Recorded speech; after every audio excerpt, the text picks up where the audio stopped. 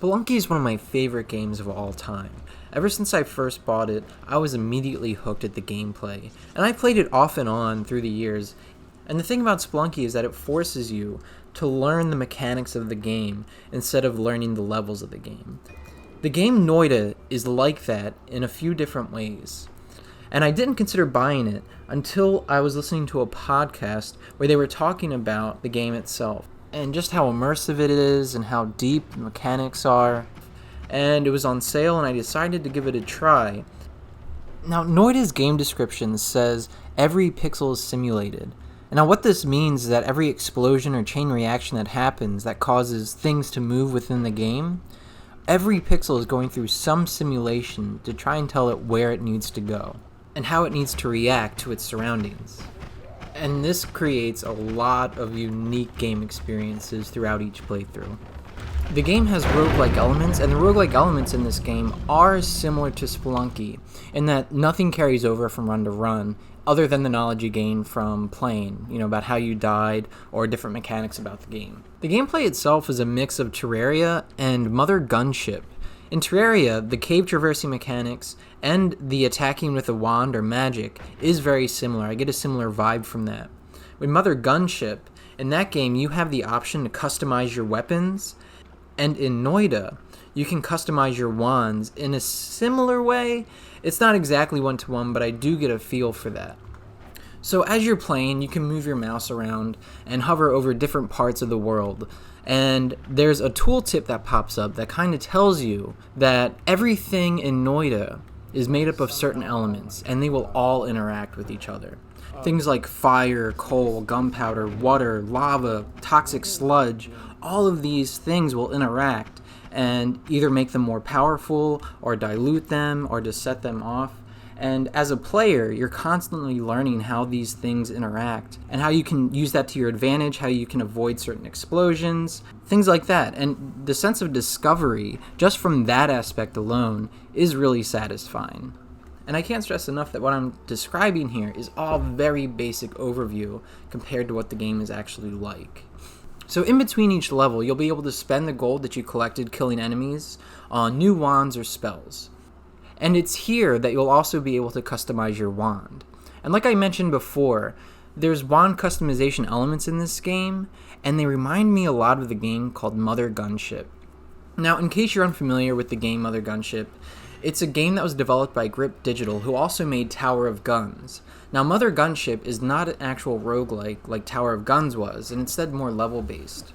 And in Mother Gunship, as you progress through different levels, you'll collect different parts of your gun, and you'll be able to attach those parts directly to your current one to create sort of a Frankenstein's monster of a gun. And that can do something like shoot rockets and machine guns at the same time, for instance. It's a really fun mechanic, and the wand crafting in Noita kind of reminds me of it. The level of depth you can get with how you can customize your weapon is awesome, and a little overwhelming at first. And the game really does a bad job of informing the player about how this crafting mechanic actually works. So when you craft wands, what you're really doing is putting spells into different slots, and where they go in the slots really matters. And I'll try really quickly here to describe a basic overview of what I'm talking about. So we can take a look at this weapon here. So here I have a double scatter spell where it simultaneously will cast two spells with low accuracy. So without it, right, I will just shoot a razor blade and a spark bolt. Razor blade, spark bolt. Razor blade, spark bolt. But if I put this in front, then this double scatter will shoot both the summon disc and the projectile at the same time, right? At the same time. So that's the basic idea. This scatter spell or whatever modifier you have will adjust the next, the spells that are after it if this isn't a shuffle. Anyways, but the other thing about this is I can have it this way, or I can move this double scatter spell in the middle.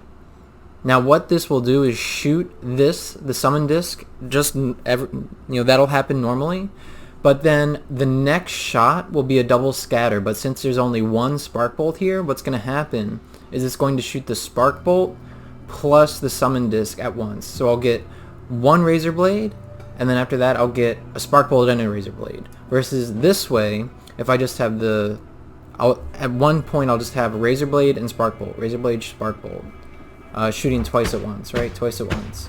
Or if I do it here, I'll get a Razor Blade and then 2, Razor Blade and then 2. And to be honest, I'm not sure which one's better. Just the fact that you can do it, though, is exciting to me. Because, you'll get wands with 7 or 8 slots, or just wands with 2 or 3, and then you'll have all these different types of modifiers, and depending on where you put them, it kind of has a logic. And I've even heard this get referred to as wand programming, which I can totally see that, because where you put these kind of has a logic to it. If this, then that. And it's very deep, and I don't know what is going on over here. There's just a pool of gold. Yeah, so there is a lot to digest with this game. Wand crafting in Noita is really an awesome mechanic, but at the same time, I feel like it does have its drawback, which are exemplified by the way this game is designed. For example, you could spend a few minutes thinking about the best way to arrange your spells in between levels, only to die a few seconds later, just making all of that thought and effort you put in just a quick waste. Also, the game does not do a good job at communicating any of this to you, about how the different spells are interacting with each other. You just kind of have to rely on instinct as to how the spells are working, or just guess. After a couple runs when I first bought the game, I felt this game was just okay.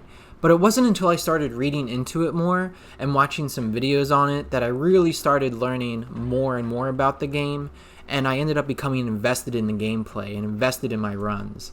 You may have to do just a little bit of outside research on your own, just because the way the game doesn't really communicate its mechanics that well, or really tell the player how awesome some of the mechanics can really be. It's sort of to its own detriment, at least for me, the type of player I'm in. But once I put in that extra effort, I really started to get addicted to this game. Noita is currently in early access and available on Steam for $17.99, which is an odd price, which makes me think that after early access, that's just going to go up. And I will say this game is definitely worth checking out if you're interested in this type of genre. Yeah, thanks a lot for watching. I'm glad you stayed till the end to listen to me rant on about a game that I'm currently addicted to. I'll catch you next time.